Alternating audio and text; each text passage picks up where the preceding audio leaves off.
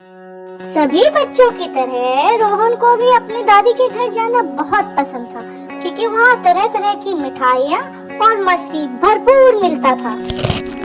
आज रोहन को बिल्कुल भी अच्छा नहीं लग रहा था जब मम्मा ने उसे बोला, अच्छा बेटा आज आपको यहीं रुकना है और हम कल सुबह मिलते हैं। रोहन के पेट में अब बहुत जोर से दर्द होने लगा और उसने कहा, सारी रात, वो भी अकेले।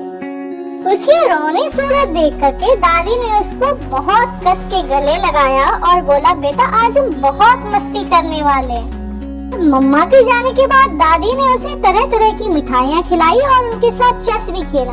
पर जैसे ही शाम हुआ तो फिर उसके पेट में दर्द होने लगा। Oh my God! बरामदे में जो परछाइयाँ बड़ी बड़ी बन रही थी उससे रोहन को बहुत डर लग रहा था। और गेस्ट रूम की तो पूछो ही मत, वो उसे भूतिया हवेली से कम नहीं लग रही थी। बिस्तर उसे लग रहा था जैसे आसमान में कोई इकलौता बादल घूम रहा हो। दादी, मेरे पेट में बहुत दर्द हो रहा है, कह के रोहन फिर से रोने लगा। दादी ने कहा, बेटा डरो मत, मेरे पास एक जादुई बटन है। What? और ये कोई ऐसा वैसा बटन नहीं है, ये तुम्हारे दादाजी का बटन है। वो एक बहुत बड़े रिसर्चर थे और बड़े बड़े महासागरों में यात्रा करते थे। और पता है, जब उन्हें डर लगता था ना तो वो इसी बटन को लेते थे और याद करते थे कि वो कितने बहादुर हैं। दादी ने एक टॉर्च लिया और बोला कि चलो रोहन, आज हम भी चलते हैं नाइट सफारी पर और देखते हैं जब हम सो जाते हैं तो हमारे घर में क्या क्या होता है। रोहन ने बटन हाथ में लिया और दादी के साथ आ गया गैलरी में।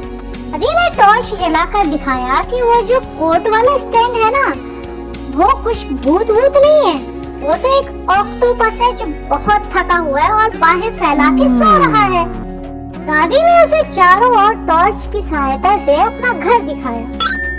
पूरे घर में घूमने के बाद दादी और रोहन कमरे में बिस्तर पर आए और दादी ने सारी तकियों को इकट्ठा करके एक किला बना दिया।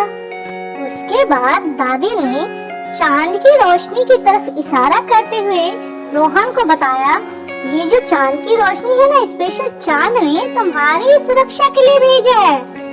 रोहन ने बटन को अपनी जेब में रखा और बेखौफ होकर के सो गया। दादाजी की तरह महासागर में नौकायान करने के सपने देखने लगा। अगली सुबह जब रोहन उठा तो उसे अपने ऊपर गर्व महसूस हो रहा था और उसे लगा कि अब वो अपने दादाजी की तरह बहुत बहादुर हो चुका है, क्योंकि आज वो अकेले बिना मम्मा के सोया था।